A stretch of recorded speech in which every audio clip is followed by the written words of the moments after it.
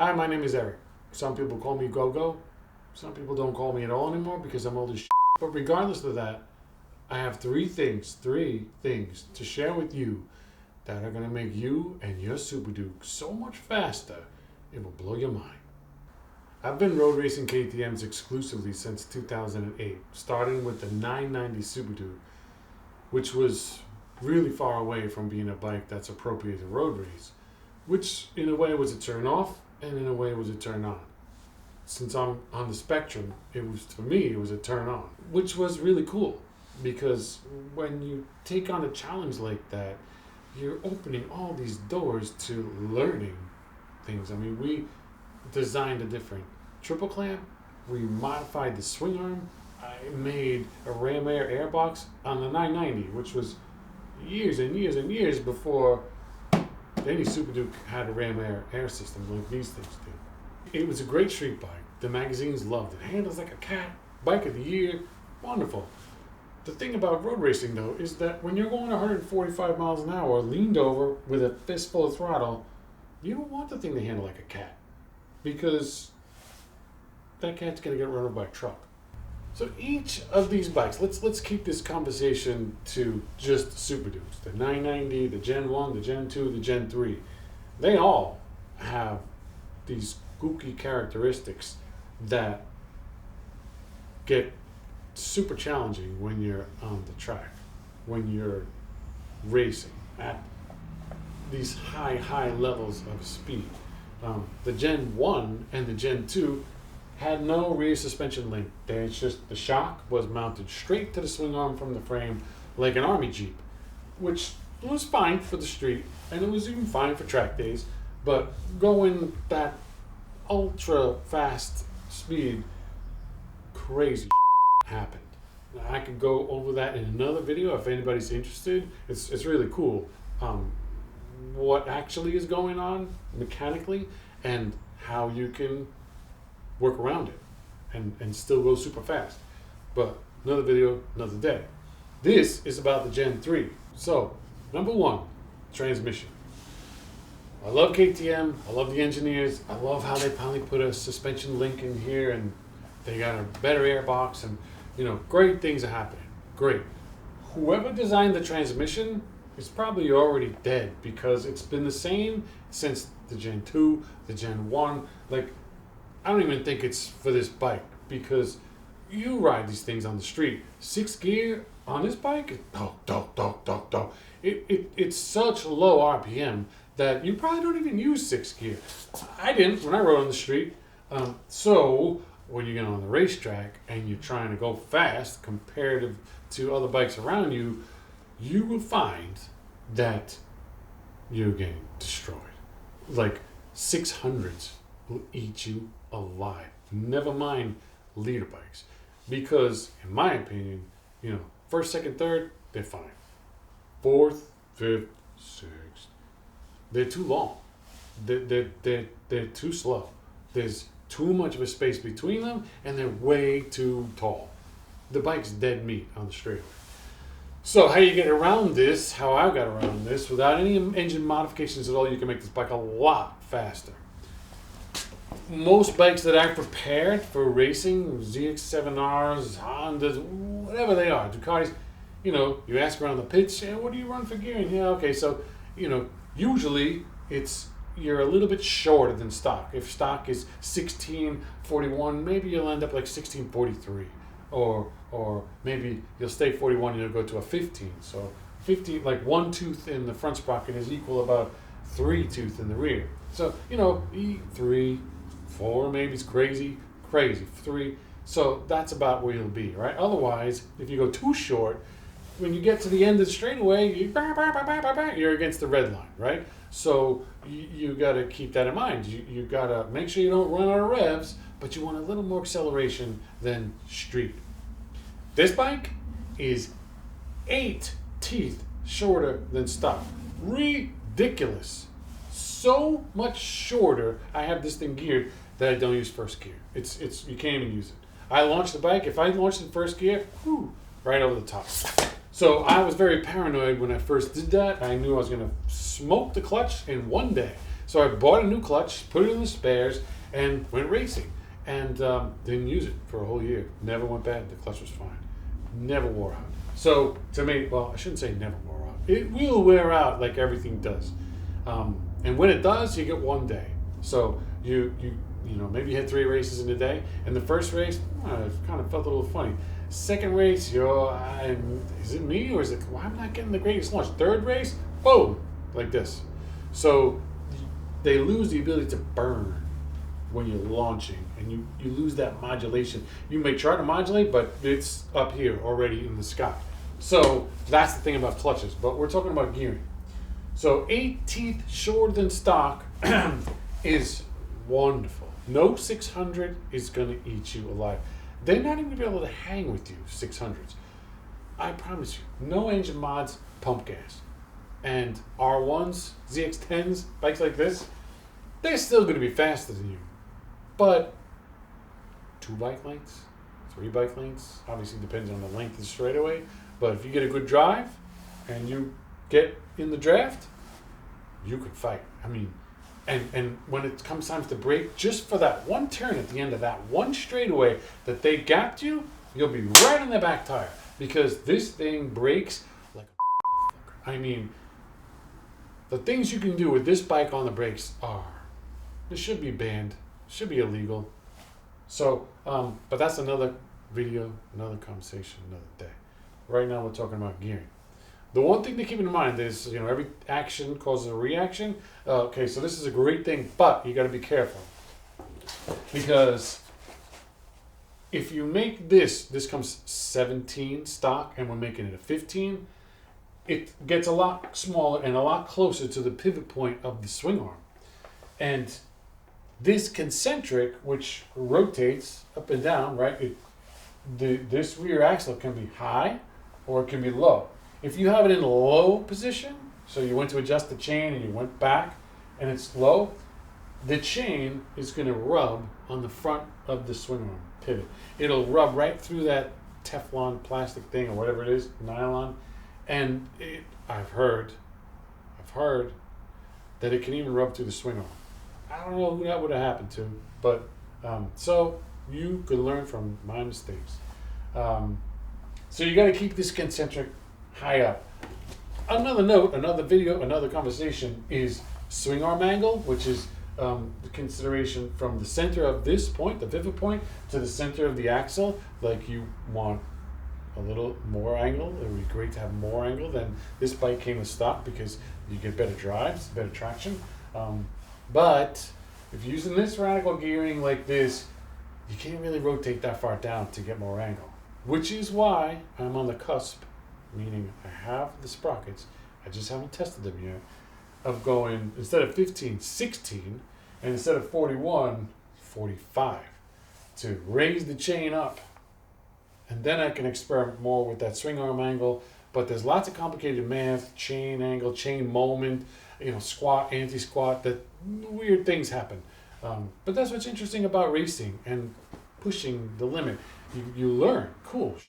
So there's cool shit going on. Right now you can use this gearing. You can go 15, from 17 to 15. Just keep in mind, you got to keep the concentric high up, like this. Don't go way down.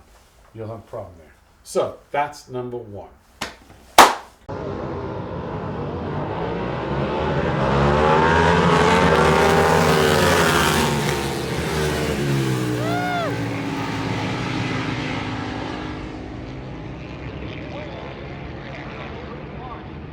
Number 2, the second thing that you can do to your Superduked 1290 Gen 3 or 201 in this case is cartridges.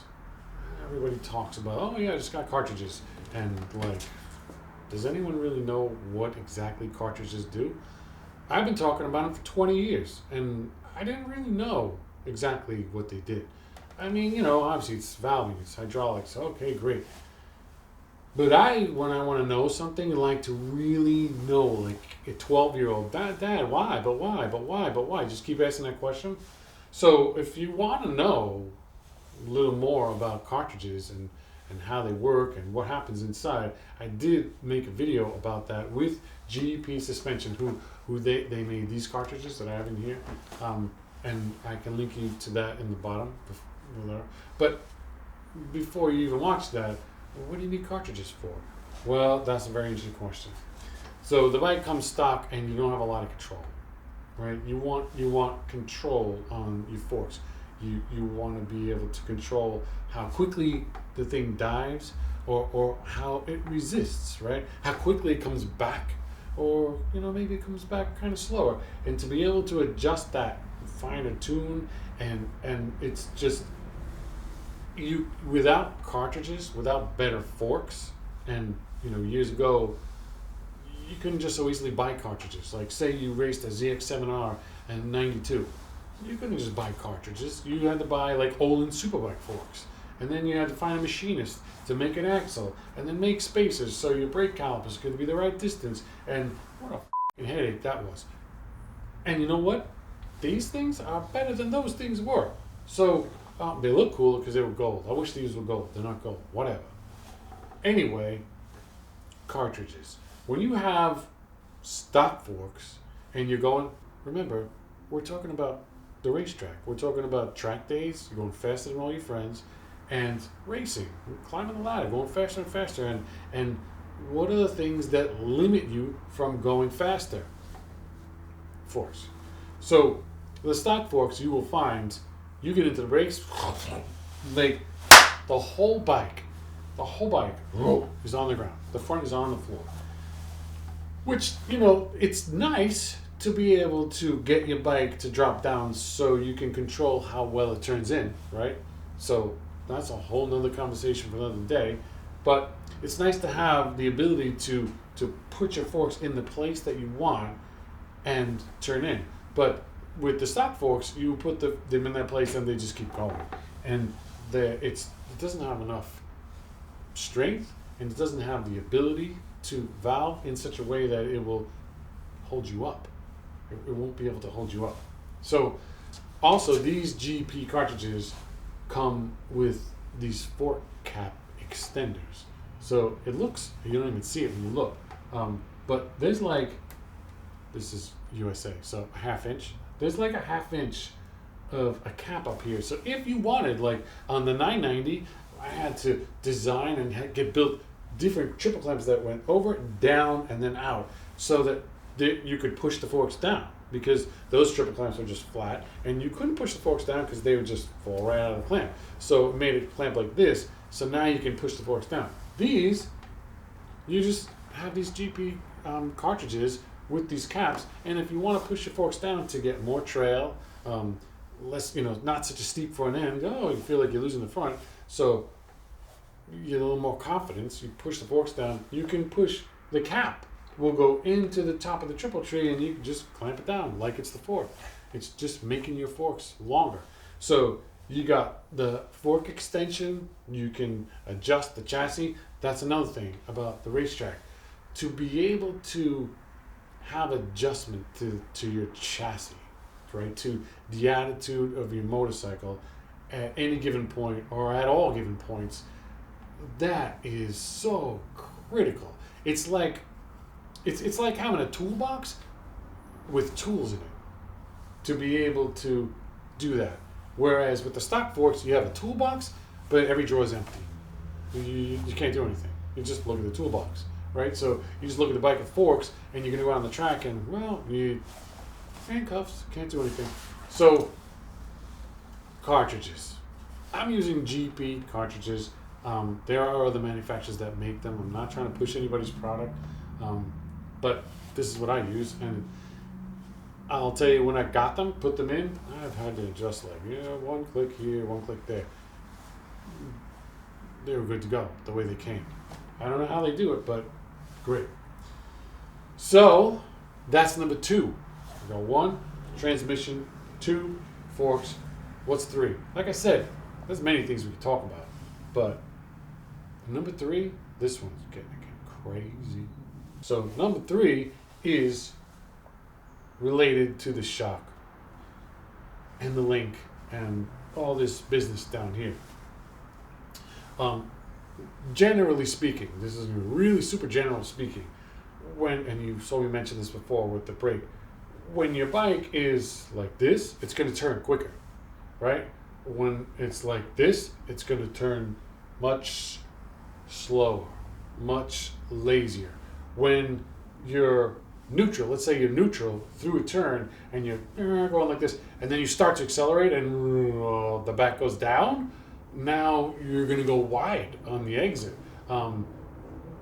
If the front is too steep and you're turning and turning, you're gonna start to lose the front. So, the worst thing you can do, and this is a side note, is get it all in your head about it. Be like, I can't ride. I lost my touch, or I don't know what the hell is wrong with me. I just can't go fast. Like my roll speed is really down. When I first raced this bike, the first, actually 3 weekends that I raced this bike, I went from corner speed was one of the 2 greatest advantages that I had racing a 1290 Superduked Gen 2 was braking and corner speed. Never got past in the corners. And I don't remember ever getting past on the brakes either. So much stability and so much confidence.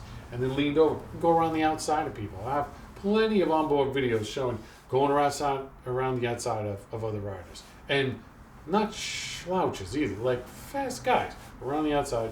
So got on this bike and leaned over in the same turns on the same tracks against the same people, and not only am I not able to go around the outside of them, they were going around the outside of me on this bike with the new link, and the Mupo shock and my cartridges, and it's like I'm trying to pick up right where I left off on the Gen 2, like take all that energy and all that progress and all the development work that we did and let's just apply it to the Gen 3 and keep going. This is going to be great.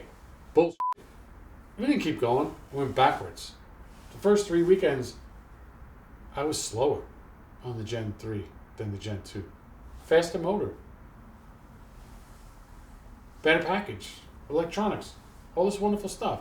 Felt faster. People told me, man, the bike's faster than last year's bike. Right. Well, the stop sign said, not quite. So, I thought I was, and like I said, I'm old as hell. Man, I thought, wow, I just lost my touch. I can't ride. Don't take things like that personally. Don't get all beat up in your head that you lost your touch or you just can't figure out how to ride. There is mechanical things that go on the motorcycle that will make the bike not only easier to turn, right? Remember the magazines with the 990? Oh, it turns like a cat. Well, easier to turn in, right? But when you multiply that a couple of times, like to exaggerate it, which is exactly what racing and going super fast on the track does, it exaggerates conditions. So now you get to a point where the bike physically cannot do what you want it to do. It has nothing to do with your skill level. When you exaggerate the conditions, which you'll do in racing, at a racetrack, going super fast, it becomes impossible for the bike physically, the way it's set up, to go where you want to do. I don't care if you're Hercules riding the bike, you can't get it. Like for instance, when the bike wants to go wide, you can't get it to go to the apex in there at the same speed as the guys who were on the outside of you. If you try to match their speed, you go wide. Not because you're an idiot, because the bike is going wide. Handcuffs, nothing you can do. All you can do is slow down. Okay, now I can get a turn. Well, guess what? You just lost 20 bike lengths. You're not winning that race. So what do you do? What do you do? We lowered the front end. We tried lowering the front end to make it more cat-like, and didn't really help that much. Maybe I need more trail, right? Like you see these guys with data acquisition, which I have, by the way, which is a whole nother video for a whole nother day. But you see these guys with data acquisition and like Marquez and Rossi and all these, there's the technicians, and well, so what happened? Like, how come you all of a sudden found half a second on Sunday? Well, the guys made a decision overnight and we went the other way. So you mean you went this way on Saturday and then that way on Sunday? Yeah. So what are you guessing? Like, how can these guys with these computers and all this data and all this stuff be so far wrong that they go completely 180 degrees from where they went Saturday? Because it's not so easy to figure out. So what I'm offering you, because I love you, is what I found out was it wasn't the forks. It wasn't something I could fix with the forks. With ride height, up, down, springs, softer, stiffer, oil levels, all these things. It wasn't the front. The problem is the back. The problem is the back. What you need to do to get this bike to finish a turn is ride height. You have to add ride height. I've raced Suzuki's in the past where, like, it was impossible to race the bike. I had everything that everybody else had to race the Suzuki. I set it up just the way everyone else told me to set. This shock, these forks. I even had Olin's forks. These forks, these brake pads, this shifter, all this stuff, right? Couldn't finish the turn. Couldn't ride. It just wasn't fast. It wasn't fast on the Suzuki. Everyone said, yeah, Gogo's only fast on Ducatis. He can't ride that Suzuki. Friday, Saturday.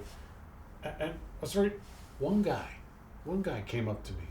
He said, go to Home Depot, buy a 3/4 inch nut to like a tractor.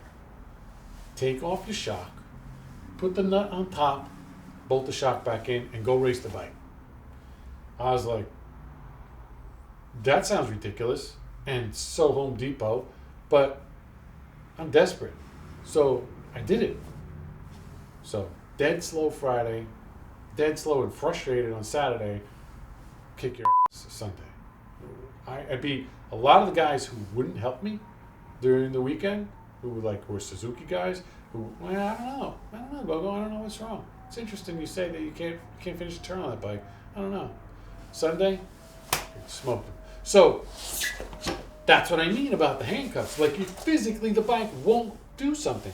So this bike loves rear ride height. Okay? It just that, you know how much higher I have this thing than stock? 10 millimeters. That's not this. 10 millimeters is this far, right?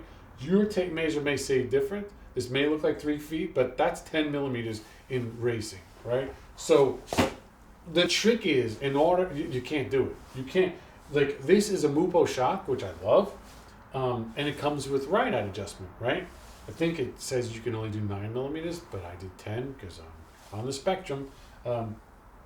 So also the WP race shock, that also has ride height adjustment, and I'm sure the Penske, because that's just like a, build the shock to fit any bike kind of a shock. Like this, it's just modular design. They just put whatever. You certainly can have ride height adjustment on that, but because down here, the Wishbone. Remember, this bike has a suspension linkage. So part of that linkage, there's a triangular piece of aluminum, and there's a long shaft that's straight. It connects to the motor, it connects to the linkage, and then the other part of the linkage connects to the shock. So in that whole mechanism, just imagine, for argument's sake, there's a piece of aluminum that's on this angle. And the shock, the bottom of the shock is right there. It's almost right on top of it.